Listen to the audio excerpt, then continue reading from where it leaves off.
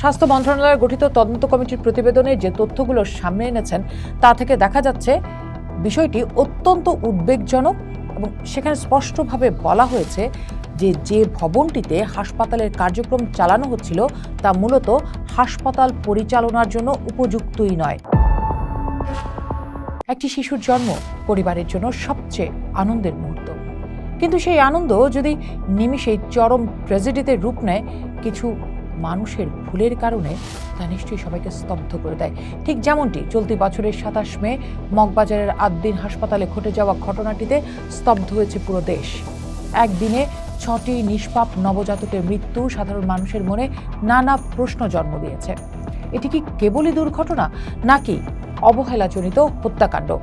সরকারি তদন্ত কমিটির প্রতিবেদন প্রকাশের পর এই প্রশ্নগুলো এখন আরও ঘনীভূত হচ্ছে।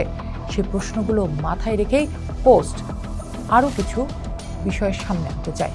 দেখতে চায় তদন্ত প্রতিবেদনে ঠিক কি উঠে এসেছে, আইনি দিক থেকে দোষীদের শাস্তির প্রক্রিয়া কেমন হবে, আন্তর্জাতিকভাবে এই ধরনের ঘটনার বিচার কিভাবে হয় এবং হাসপাতালের বেকারি ও প্রভাবশালী আইনজীবীর সংশ্লিষ্টতা নিয়ে জনমনে ওঠা প্রশ্নগুলোর পেছনে আসল সত্যটা কি। গত ৪ জুন স্বাস্থ্যমন্ত্রী স্বাস্থ্য মন্ত্রণালয় গঠিত তদন্ত কমিটির প্রতিবেদনে যে তথ্যগুলো সামনে এনেছেন তা থেকে দেখা যাচ্ছে বিষয়টি অত্যন্ত উদ্বেগজনক এবং সেখানে স্পষ্টভাবে বলা হয়েছে যে ভবনটিতে হাসপাতালের কার্যক্রম চালানো হচ্ছিল তা মূলত হাসপাতাল পরিচালনার জন্য উপযুক্তই নয়। তদন্তে মৃত্যুর পেছনে বেশ কয়েকটি প্রধান কারণ চিহ্নিত করা হয়েছে। প্রথমত, একটি ছোট ও সম্পূর্ণ বন্ধ কক্ষে অতিরিক্ত মানুষের উপস্থিতি। দ্বিতীয়ত, দীর্ঘ সময় ধরে এয়ার কন্ডিশনার বা এসি বন্ধ থাকা এবং বিকল্প কোনো ভেন্টিলেশন বা বাতাস চলাচলের ব্যবস্থা না থাকা। তৃতীয়ত, ভেন্টিলেশন না থাকায় রুমে অক্সিজেনের মাত্রা আশঙ্কাজনকভাবে কমে যাওয়া এবং কার্বন ডাই অক্সাইডের পরিমাণ বৃদ্ধি পাওয়া, যা নবজাতকদের টিকে থাকার ক্ষমতা কেড়ে নিয়েছিল।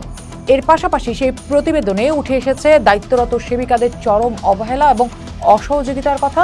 নবজাতকদের শারীরিক অবস্থার অবনতি ঘটলেও সেখানে কোনো সক্রিয় ইমার্জেন্সি মেডিকেল রেসপন্স না থাকা, অভিভাবকদের আকুল আহ্বানে সাড়া না দিয়ে কর্তব্যরত নার্সরা কোনো চিকিৎসককে না জানিয়ে কালক্ষেপণ করতে থাকেন। এমনকি তদন্ত কমিটি হাসপাতালের প্রশাসনিক কর্মকর্তাদের জিজ্ঞাসাবাদ করে জানতে পেরেছে যে হাসপাতাল পরিচালনার ন্যূনতম প্রাথমিক শর্তগুলো পালনেও তারা সক্ষম ছিলেন না।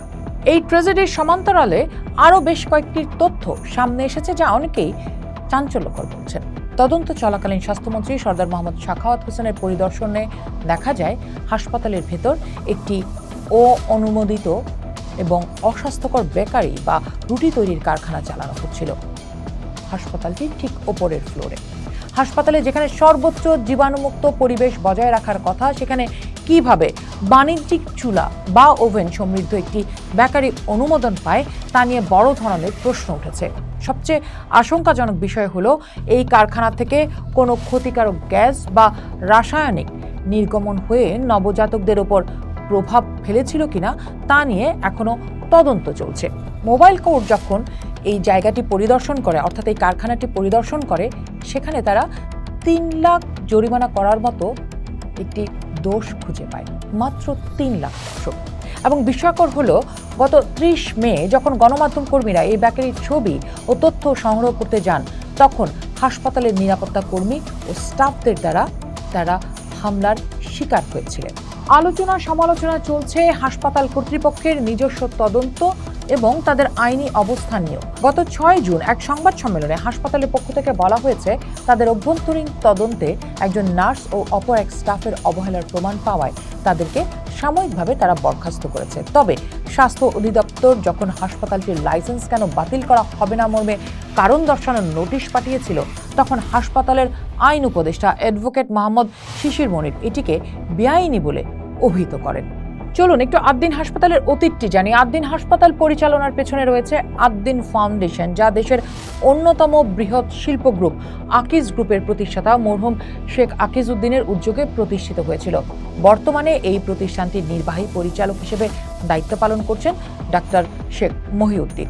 এত বড় একটি প্রভাবশালী ব্যবসায়ী পরিবারের সাথে সংশ্লিষ্টতা এবং দেশের প্রভাবশালী আইনজীবীদের মাধ্যমে ডিফেন্স টিম গঠন করায় ভুক্তভোগী পরিবার ও সাধারণ মানুষের মনে একটি বড় প্রশ্ন দেখা দিয়েছে। এখানে কি আসলেই নিরপেক্ষ বিচার পাওয়া সম্ভব? আইনের শাসন ও ন্যায় বিচারের পথে এই প্রভাব কোনো অদৃশ্য শক্তি হিসেবে কাজ করবে কিনা তা নিয়ে দেশের সচেতন মহলেও গভীর সংশয় রয়েছে। যদিও স্বাস্থ্যমন্ত্রী স্পষ্ট করে বলেছেন যে তদন্ত প্রতিবেদনের পর প্রচলিত আইনে সর্বোচ্চ শাস্তির বিধান নিশ্চিত করা হবে। এখন প্রশ্ন হলো, তদন্ত প্রতিবেদনে যাদের দায়ী করা হয়েছে দেশের বিদ্যমান আইনে তাদের বিরুদ্ধে কি ব্যবস্থা নেওয়া সম্ভব? বাংলাদেশের প্রচলিত আইন ও সংশ্লিষ্ট ধারা অনুযায়ী প্রধানত কয়েকটি উপায়ে ব্যবস্থা নেওয়া যেতে পারে।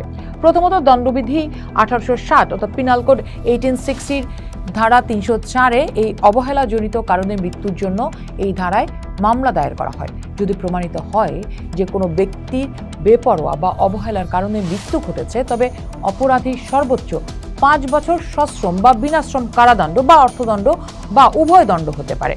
দ্বিতীয়ত, লাইসেন্স বাতিল বা স্থগিতকরণ। 1982 সালের মেডিকেল প্র্যাকটিস এবং প্রাইভেট ক্লিনিক ও ল্যাবরেটরিজ নিয়ন্ত্রণ অধ্যাদেশ অনুযায়ী লাইসেন্সের শর্ত ভঙ্গ এবং উপযুক্ত পরিবেশ না থাকায় স্বাস্থ্য অধিদপ্তর 8 দিন হাসপাতালের লাইসেন্স সাময়িক বা স্থায়ীভাবে বাতিল করতে পারেন। তৃতীয়ত, বিএমডিসি কর্তৃক নিবন্ধন বাতিল। এখানে তদন্তে দোষী সাব্যস্ত চিকিৎসকদের লাইসেন্স বা প্র্যাকটিস করার অধিকার বাতিল বা স্থগিত করার সুযোগ রয়েছে। চতুর্থত, বিভাগীয় বা প্রাতিষ্ঠানিক শাস্তিমূলক ব্যবস্থা। দায়িত্বে অবহেলার দায়ে অভিযুক্ত নার্স, টেকনিশিয়ান ও প্রশাসনিক কর্মকর্তাদের চাকরিচ্যুতি বা প্রাতিষ্ঠানিক শাস্তির মুখোমুখি হতে হবে। 6টি শিশুর মৃত্যুর ক্ষেত্রে শাস্তি কি হবে আমাদের দেশে, এই যখন তার সমাধান, তখন নিশ্চয়ই অনেকের মনে প্রশ্ন জাগছে, পৃথিবীর অন্যান্য উন্নত দেশে এই ধরনের চিকিৎসাজনিত অবহেলা বা অব্যবস্থাপনার কারণে মৃত্যুর ঘটনা ঘটলে সেখানে কেমন শাস্তির বিধান রয়েছে। উন্নত বিশ্বে চিকিৎসায় অবহেলাকে অত্যন্ত গুরুতর ফৌজদারি অপরাধ হিসেবে বিবেচনা করা হয়। আমরা যদি যুক্তরাজ্যের দিকে তাকাই, সেখানে দেখা যাচ্ছে যুক্তরাজ্যে এই ধরনের ঘটনাকে গ্রস নেগলিজেন্স ম্যানস্লটার বা গুরুতর অবহেলাজনিত নরহত্যা হিসেবে গণ্য করা হয়। যদি কোনো স্বাস্থ্যসেবা প্রদানকারী চরম অবহেলার কারণে রোগীর মৃত্যু হয়, তবে যুক্তরাজ্যের কমন ল অনুযায়ী এটি একটি ফৌজদারি অপরাধ। অপরাধ প্রমাণিত হলে অভিযুক্ত চিকিৎসা কর্মীদের লাইসেন্স তো বাতিল হয়ই, সেই সাথে তাদের দীর্ঘমেয়াদী বা যাবজ্জীবনের কারাদণ্ড পর্যন্ত হতে পারে।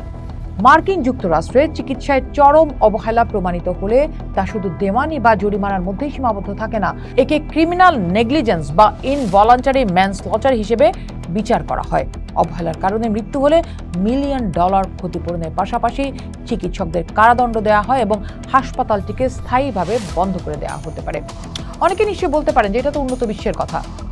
আমাদের পার্শ্ববর্তী দেশ ভারত, সেখানে তাদের দণ্ডবিধির 304-এর ধারায় অবহেলাজনিত মৃত্যুর বিচারের পাশাপাশি ভোক্তা অধিকার সংরক্ষণ আইনে অধীনে ভুক্তভোগী পরিবারকে বিশাল অঙ্কের আর্থিক ক্ষতিপূরণ প্রদানের নজির রয়েছে। এসব উদাহরণের বিপরীতে বাংলাদেশে এই অপরাধের শাস্তি 5 বছরের কারাদণ্ড কিংবা লাইসেন্স বাতিল বা আর্থিক জরিমানা। আর সেখান থেকেও বাঁচাতে লড়ছেন জামাতপন্থী আইনজীবী অ্যাডভোকেট শিশির মনির। এক সংবাদ সম্মেলনে তিনি বলেছেন, ভুক্তভোগী পরিবারের সদস্যরা, বাবা মা বা ভাই বোন ও সন্তানরা যতদিন জীবিত থাকবেন ততদিন 8 দিন হাসপাতালে ও এর আওতাধীন স্বাস্থ্যসেবা প্রতিষ্ঠানে ওষুধ ব্যতীত সব ধরনের চিকিৎসা সেবা বিনামূল্যে পাবেন। এছাড়া ভুক্তভোগী পরিবারের সদস্যরা 8 দিন পরিচালিত যে কোনো প্রতিষ্ঠানের শর্ত সাপেক্ষে বিনা বেতনে অধ্যয়নের সুযোগ পাবেন। শুধু তাই নয়, এই 6 শিশুর প্রাণের বিনিময়ে তাদের পরিবারের উপযুক্ত ও আগ্রহী সদস্যদের হাসপাতালের যোগ্যতা সম্পন্ন পদে চাকরির সুযোগ প্রদানের ক্ষেত্রে অগ্রাধিকার দেওয়া হবে। পাশাপাশি ক্ষতিগ্রস্ত পরিবারগুলোর জন্য উপযুক্ত ও সম্মানজনক ক্ষতিপূরণের ব্যবস্থাও রয়েছে বলে জানিয়েছেন তিনি। পোস্ট দেখুন, ভাবুন, করুন, পোস্টের সাথেই থাকুন।